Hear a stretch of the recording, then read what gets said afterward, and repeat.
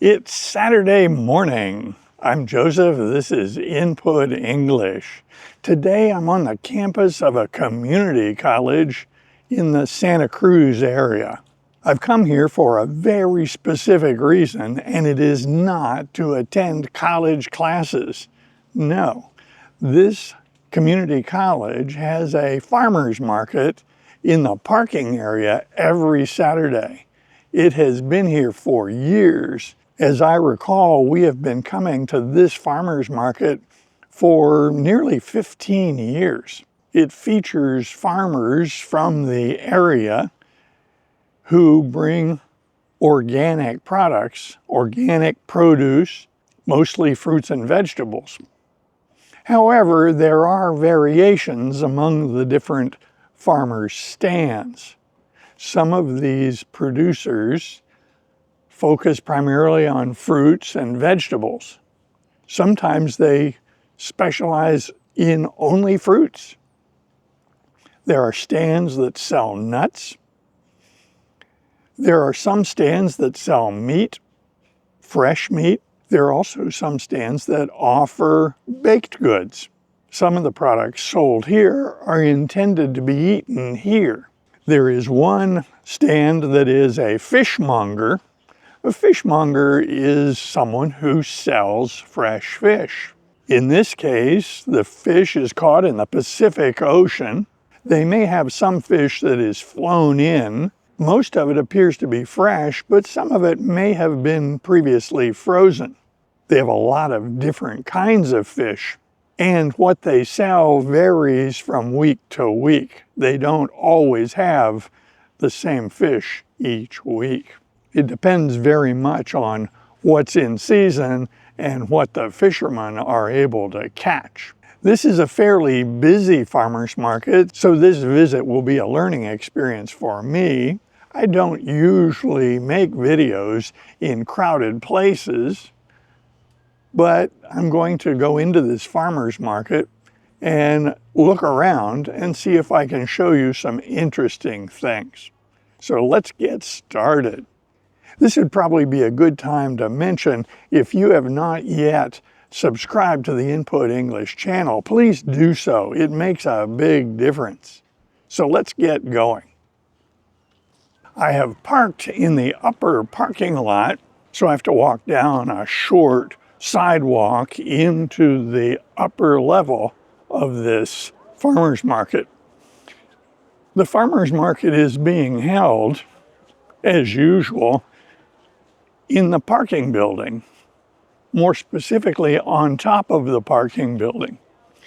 Because of this, the farmer's market has several different levels, and one must walk up and down short ramps to get between the levels. In this area, there are some stands that have fruit.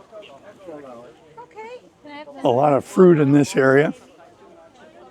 The stand to my left is mostly dedicated to apples. Across, there is some citrus. And then here we have something familiar. This blossom is something we saw in the last video when we visited the botanical garden. This is one of my favorite stands. They have a lot of different kinds of vegetables, and I'm gonna need to go in there and see what they have that I might buy for dinner. So this was a great victory. I got something I really like. So these are sunchokes. This is a sunchoke, otherwise called a Jerusalem artichoke. They're not related to artichokes. These are roots. These are tubers that grow underground. They're easy to grow, but I don't grow anything in the garden at the moment. Sunchokes are very high in certain nutrients that are very helpful to humans, but also they're incredibly delicious. I've often said that for me, sunchokes are what potatoes should have been. They contain a soluble fiber called inulin, and inulin is digested not by human enzymes, but by microbial enzymes. Inulin is broken down to short-chain fatty acids, which are very good as local anti-inflammatory agents for the lining of the digestive tract. And those same short-chain fatty acids provide nutrients for the cells lining the digestive tract. It's important to get enough soluble fiber in our diet, and this dish serves that purpose. But again, equally important, it is delicious. Then you might ask, how do I fix it? Well, first of all, one needs to clean the dirt off of them. I don't try to peel them. I just clean the dirt off with a vegetable brush and then roast them in the oven.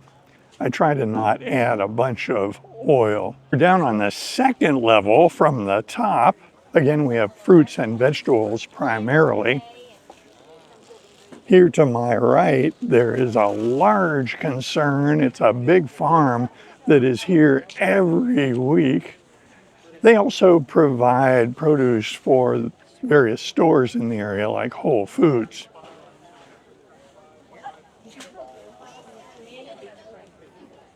On my left is another good farm that produces a lot of vegetables, and I enjoy buying things from this farm. I'm going to stop and go in and see if they have something that would be good to buy. Here we have some winter squash. This is a variety of butternut that they are calling honey nut squash. And then these are delicata squash. You see some potatoes here and some big squash back there. Now I have to decide what I'm going to select. Didn't you say 9:30?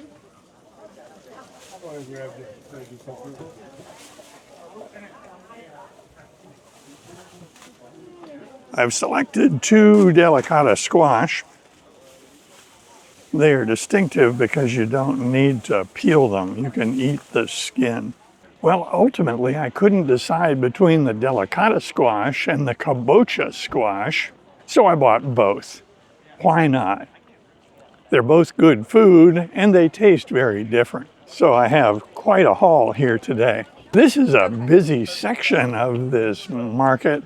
This is where they have food that is intended to be eaten right here at the farmer's market. People get hungry, and so a lot of delicious options are provided. Not getting something in time and in the car, I might take you for a ride. In this direction, the farmer's market has expanded a lot. It didn't used to be this big, but they have more purveyors of fresh fruits, vegetables, etc. And so they've expanded down this way to give room for these new stands.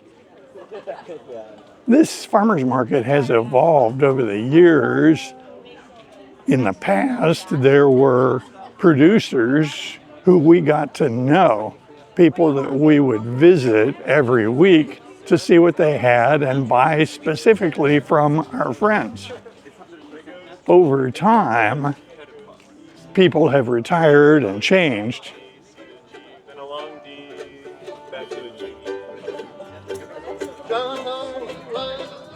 I forgot about this. These folks are producing music. It's an old-time band. What a pleasant surprise.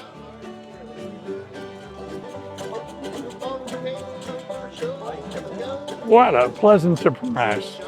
So we're now on the lowest level of the farmer's market, still on top of the parking garage.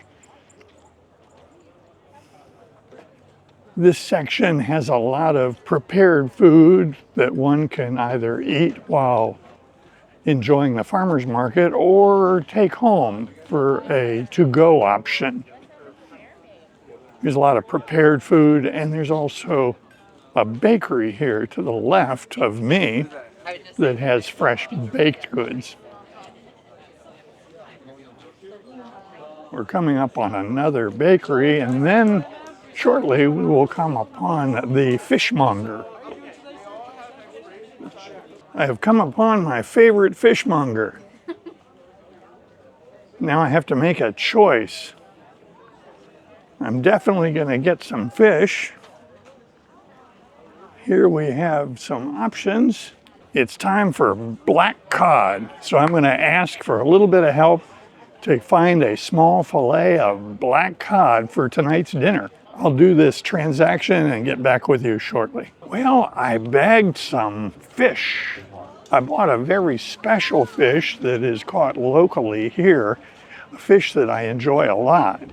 Now, those of you who have watched a lot of my videos might know that I mostly eat with a vegan style eating plan. That is, I avoid animal products. However, I don't avoid every animal product all the time. In a previous video, I talked about my Paris rule. That is, if I'm in Paris, I'm going to eat like a Parisian. I don't want to miss out on the fine cuisine of interesting places where we visit. In the day-to-day, I mostly eat vegan fare, but today I bought a small piece of black cod. I haven't decided how I'm going to cook it. I may just saute it on the stovetop. I don't want to add a lot of fat to it, but between now and dinner time, I will figure out how I want to cook this black cod.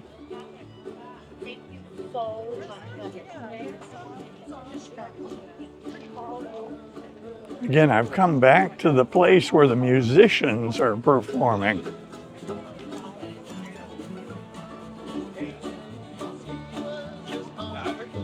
They're playing a lot of traditional instruments, traditional in the US, mandolin, banjo, guitar, string bass. These are all represented here. And you can hear a violin, which in this context, we would call a fiddle. There's no difference between a violin and a fiddle. It's a matter of context. If you are attending a symphony orchestra concert or a violin recital, we refer to that four-string wooden instrument as a violin. It's typically played with a bow, although you can pluck the strings of a violin. That technique is referred to as pizzicato, that word coming from Italian. If, on the other hand, you're indulging in some music from traditional American music, music from the Appalachians, country music,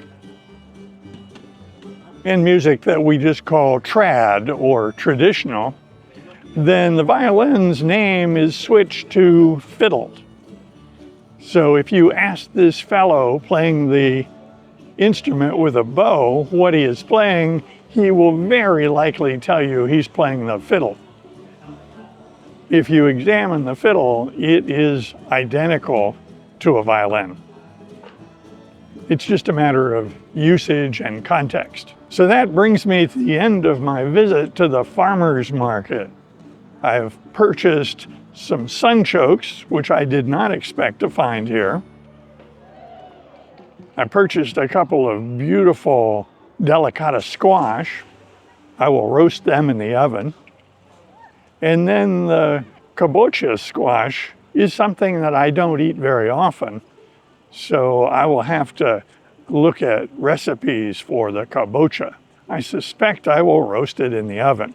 In addition to all those fine vegetables, I have a small piece of black cod, which I will prepare for dinner tonight. I invite comments below, and if you like videos like this, be sure to click on this one next. See you soon.